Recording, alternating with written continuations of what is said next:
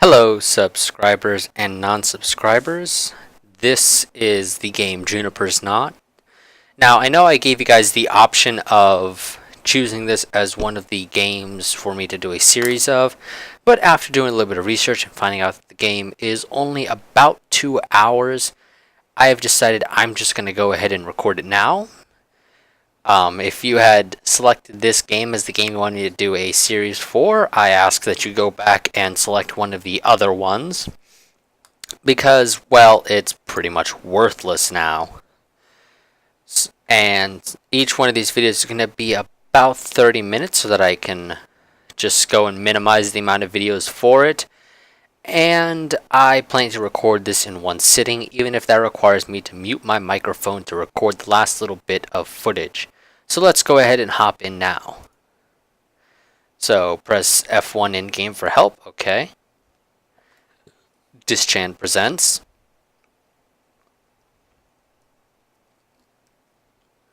Juniper's Not. So, let's see. Do they have anything under settings that interests me? Not really. I may increase text display speed a little bit and decrease music a bit, and sound will also be decreased a bit, in case anything comes up that would be potentially picked up by YouTube's copyright ID system. And let's start. I have not played this game at all, so we'll see what happens.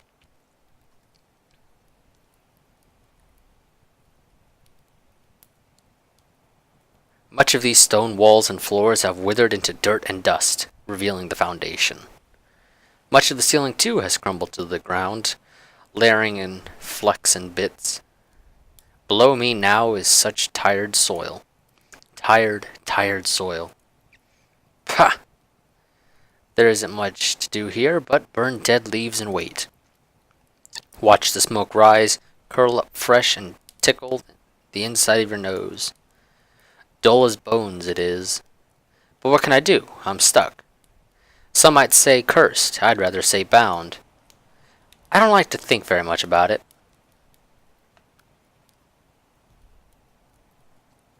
I kneel to the small fire I've started, taking up a few embers and loom into my palm. It's this glow that stirs me and reminds me that my heart is still beating. I bring the scorched earth close to my face, shut my eyes, and breathe it in. I taste it and spit. And actually, this game is free. I'll leave a link in the description to the Dischan's website so that you can download it and play it yourself if you want to. It's barren. I'm probably going to wait here forever. What? There's an unnatural rustling not far off. West? West, aye. What is it? Who? Another? Here? My eyes sharpen and my ears perk up.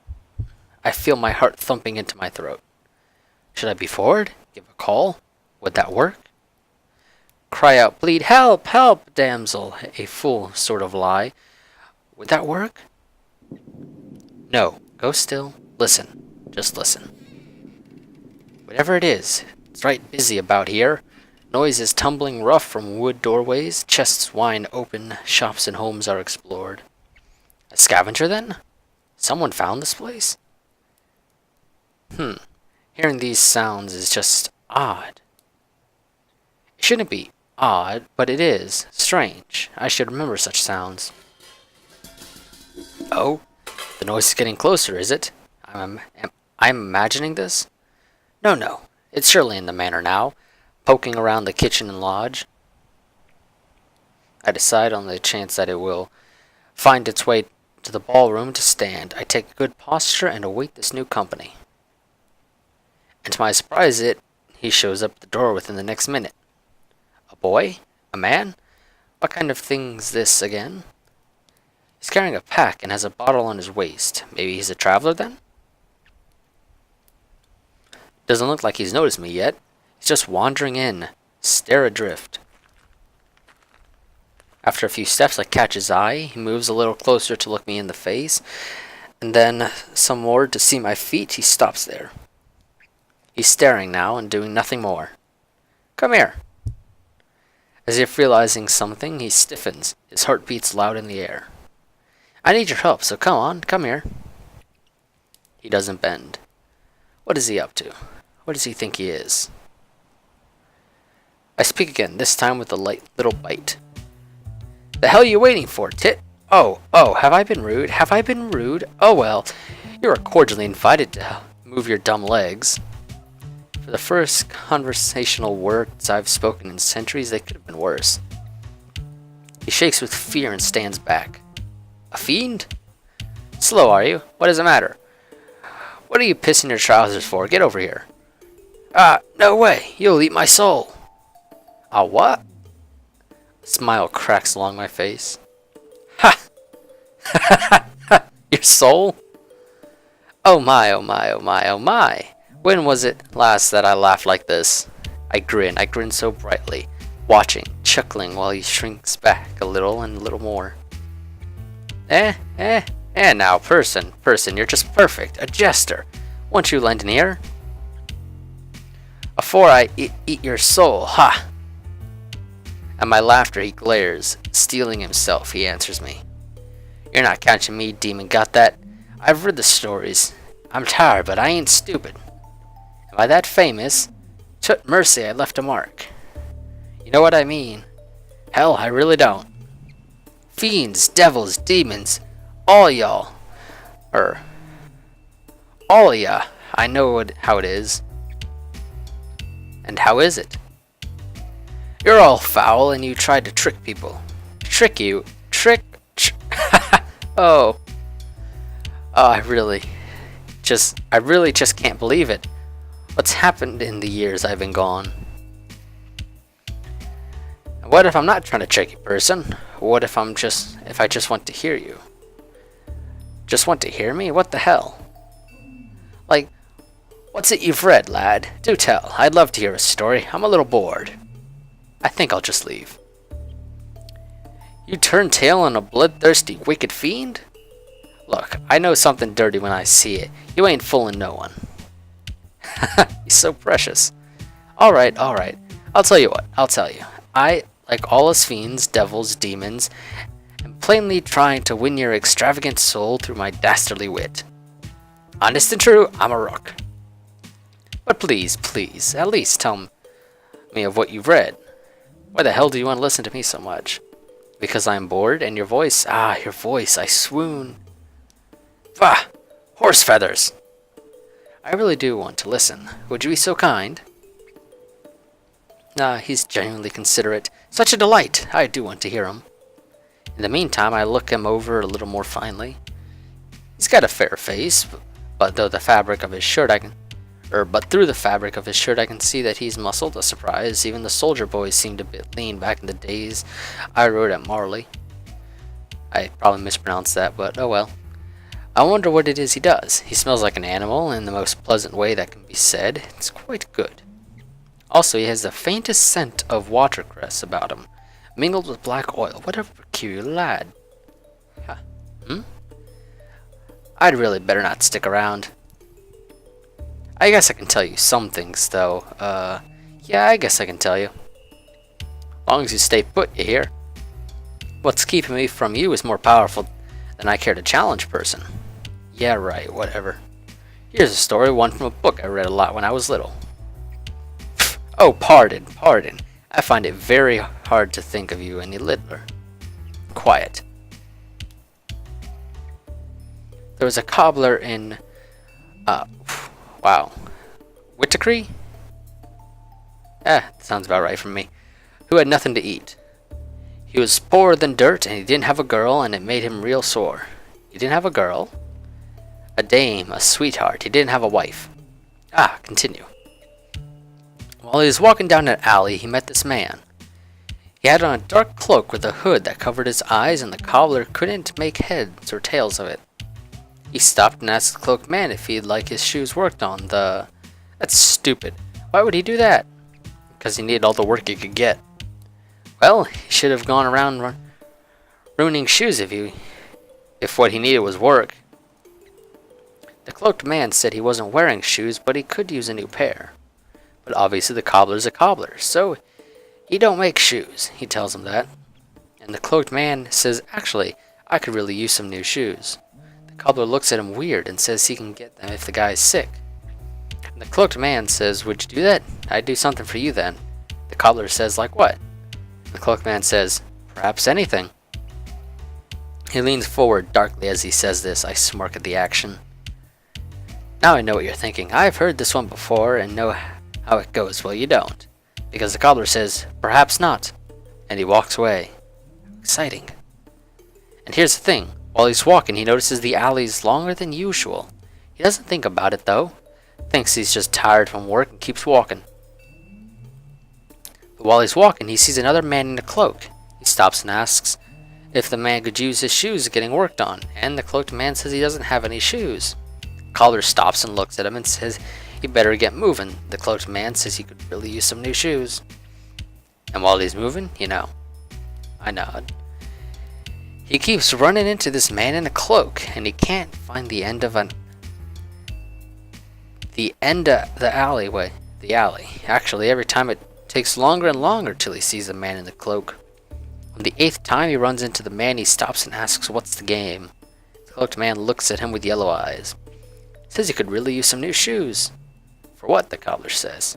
I don't know, the cloaked man says. Perhaps anything. What do you want? The cobbler knows exactly what he wants, but fiends have yellow eyes and he knows a fiend. Nonsense. I actually sighed hearing that. So what you're telling me, if this story is anything good to adhere to, is that I might have already trapped you. Don't know. I don't think you did. Why not? He shrugs. I don't think you did. I really must say, your manner of storytelling is queer. What? It's strange. Oh? I don't know. It's just very strange to my ears, I guess. How's your story end? The cobbler gets desperate and makes a pact with the fiend to get new shoes by the next day. The fiend will give him gold for him to do that. So the fiend gives him the gold, but he doesn't make it. The fiend traps him in the alley so he can't leave. His soul is taken and he's damned. The fiend eats his soul and leaves the alley for a farm. A farm? Yeah, I know. I snort. That's comedy. I think it's supposed to mean something, but Point is, don't get caught up with fiends no matter what. You're getting caught up with a fiend right now. Well, you don't feel right. I what? He shakes his head. Nothing. I look at him and try to figure him out. Figure out his opinions and his story. In the end, he's told it. He seems to have taken another idea of me. I'm not sure what that is either. I appreciate you telling me that story. Don't mention it. So opaque. You still wary of me? Yeah, a little. I frown. Well. Do you want me to tell you another story? The unsolicited offer throws me. Is he really asking? But no, if I'm too eager, I could ask for that. No. I pause. No, I'm fine. If you say so. I'm gonna go now. Go? Yeah. I have to go, so. I'm going. Ah. He begins to turn around. Stay, please. I won't take your soul. Honest, I won't. And then like an idiot, I move my hand out, reaching for him with singular wanting. I move past the second meter, past the circle's edge with my finger, and withdraw with a start as they're set afire. Dropping my knees, I scream, I cry out and howl, clutching the flames and smothering them.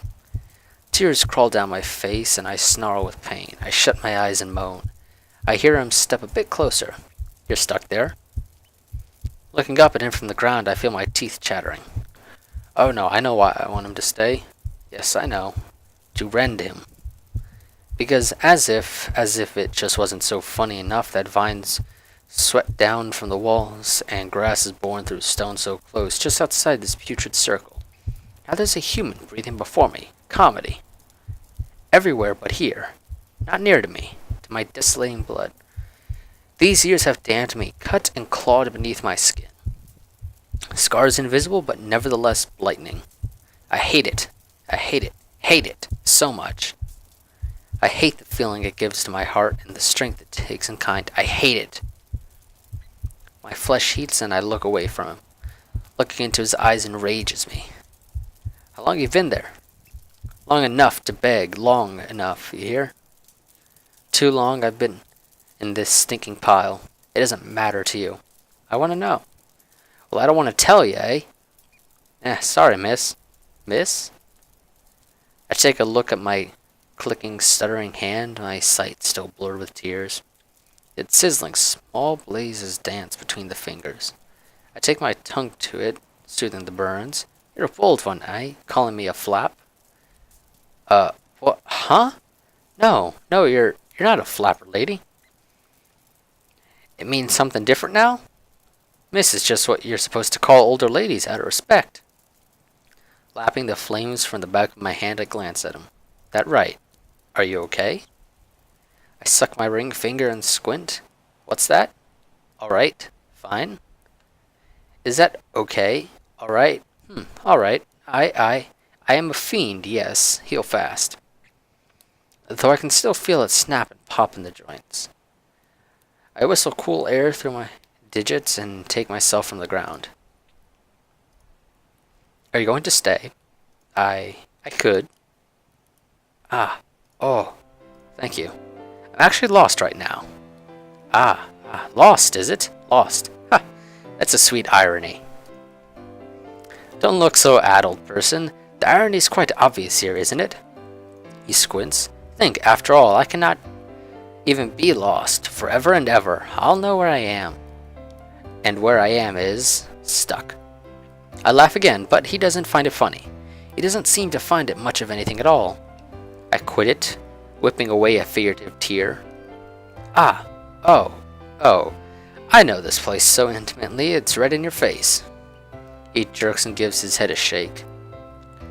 If you... if you know where this is, do you know where's more? So earnest. Don't know what more is, I know more's. More's? Aye, more's, you follow? I don't know what those are. My, ain't this a right dizzy jig we're dancing? Time's making fools of us both. Ha! It looks a bit hazy, as though he's having a hard time keeping his eyes fresh. I turn my head slightly. What's more, person? Where I was born, live. A town? New town? City. I think it's been there for a while. That right. He doesn't speak, and I glance over just quickly enough to catch him at the end of nodding. Did you know this place was a moor for a time? Miss, I don't know what is that? It is a dead place, a wet place. I too was born in a moor. Can't your stomach read a mood? Bleeding hell, I was about to tell a tale. Sorry. You're hungry, is it? Starving. Us friends here, we only eat souls. And only for pleasure. Quit joking. Joking. Hey, you got any food? What are you blithering on about now? I look like I got food. I don't got any food, idiot. However, here. I thrust out my hands just before the barrier palms up. Give me the chestnuts in your pack. I smell them. He hesitates. Why? So I can gobble them up. What do you think? I'll cook them for you. They're not long from the branch or the ground. It smells like you haven't cooked them, and nor have you eaten them. You prefer the taste of them cooked. He nods slowly. I twitch my fingers, waiting. Is there something you want, for this? Your company for the morning till noon. That's it? I nod. Okay, deal. His words spoken like a knell. It resonates deeply, echoing and shakes ashes from the walls. Startled, the boy covers his mouth. Deal? What was it? I smile. Here. Did I just... Aye, you made a pact. Shaking his head, he sighs. Wordlessly careful, he takes off his pack and opens it. Withdrawing a bushel of nuts in two hands, he moves forward. I look down at him, still waiting. And with steady movements, he brings his hands to mine. He holds my gaze, and I don't move at all. But I do think. Wait, couldn't I just, quickly just. My hands tense, but it ends with a thought. He drops the heap into my palms, my fingers curl around it. Again, I turn up my lips. Seeing this, he hops back. Give me a moment. I take all but one into my left hand, holding the last between my right thumb and forefinger. Opening my mouth, I bring it between my teeth and puncture it with one of my fangs. I bite through the shell, making a rough cut from one end to the other, and take it out. Observing the inner flesh of it, I spit out the shreds. Satisfied, I go on to carve the second, third, fourth, and so on. When I finish, I hold the chestnuts aloof and make a hearth of my hand. This'll take a while, person, but not so long. Might we talk some? Sure. Then have a seat. Where did we leave off before your stomach so rudely interrupted? He sits, chin on his knees, and eyes half-lit. More something. Ah, yes, I'll tell you a story about Moors in return for yours. Though rather than a story, a chat be nice, save you a story for a bit later. What do you want to talk about? Moors. Oh, right. My Moor, mine. There really isn't much to say, come to think of it. You said you were born there? Aye, like all fiends, I was born in waste.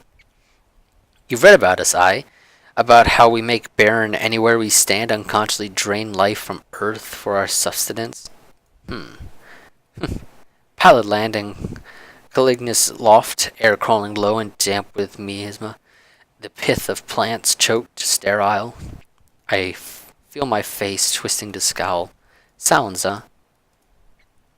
Sounds hideous, I know, because it is. Did you grow up there? Aye, a neat question. Aye, I did. Had a mother and a father. Always got me wondering, is this where I'll be when I get old? A bloody Moor? Ha, guess not. You left it then. Left it for many places. What was it like growing up there? Tedious. Maybe I should have brought this up. Maybe I shouldn't have brought this up at all, You just don't want to talk about it, that's okay. No, it's not a matter of okay. There's just not much of anything to talk about. It's all very colorless. What about yours? My what? Your Moor. Oh, it's not really anything special, just your typical city. Typical to me. To me, is not the same to you. Well, it's big, loud. Streets are packed with folks, lots of smoke and brick. My ma and pop run a farm near there because they're crazy. Oh, is that where your scent's from? My scent? You smell like herbs and horses. It's quite adorable. You also smell like black oil, but I'm not sure where from. City's pretty modern. I have to lift canisters of oil from place to place every Wednesday. Oh, tough. He nods. Very tough. Hey, knock it off, will ya? I do hard work. He kind of slurs his sentence, but is nevertheless determined to appear strong. I believe you. For your noble, strong efforts, I think it's time for your story. You ready? He shrugs. I clear my throat and loosen up my shoulders somewhat, poising my fire hand dramatically. Did you know what stars sometimes act as rain? Did you know that stars sometimes act as rain in the night sky? You mean like a meteor shower? Hush. I've heard of it, but never seen it. Well, I've heard of it and know it because I've seen it. Imagine this, thousands of lights, and they all bleed along the cold, cerulean mirror above, slowly, very slowly. Follow? They are so very slow that as they make the long stretch out above you, you hardly notice their drag. It is an impeccable slowness. Imagine it. He nods very slowly, and the nod's another way drifting into my memory. And flash! I flare the fire in my hand, the chestnuts wax, splitting, crackling. He jumps, the light catches his eyes. Flash! Ha ha! Flash! Flash!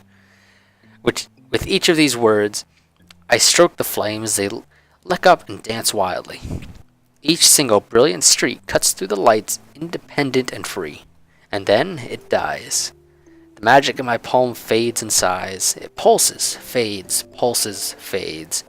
His eyes glaze over like this, like a heart's last beating. Death is quick to these stars. Straying my eyes from the light, had they so turned I hadn't noticed, I gaze upon the boy. Say, person, that's sorrowful to you? Huh? He thinks of an answer. It is. There isn't a right answer, person. You don't have to consider it like there is one.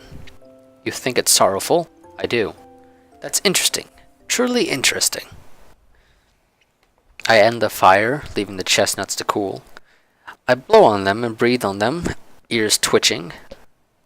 They're done now. I hold them out to him.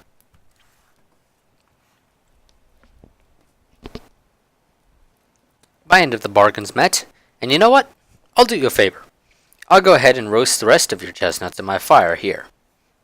I motion to the dead leaves. I'll do this for free, for no deal. All that's left now is for you to stay. Squinting, he waits a little, but soon enough crawls forward on his hands and calves, his pack in tow. He stops at the edge of the circle and takes the fruits from my hand.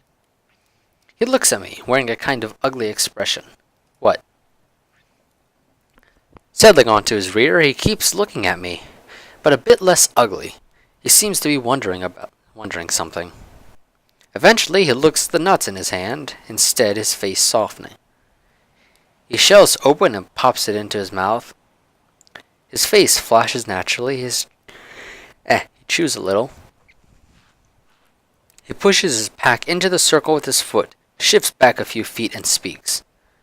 Which part of that was the story, miss? Well, look at that. You aren't entirely daft.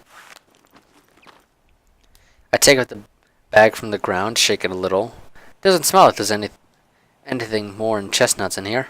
I open it and check. Sure enough, finding things in excess, some with the burrs still on, some still green. I toss those ones. I still rummage through, just in case there might be something of interest. There's not. 'Twas a preamble, 'twas. There's a story to it for certs. I told you I've seen this. Blinking, he nods. With a hollow sound, I crack one of the chestnuts apart in my mouth.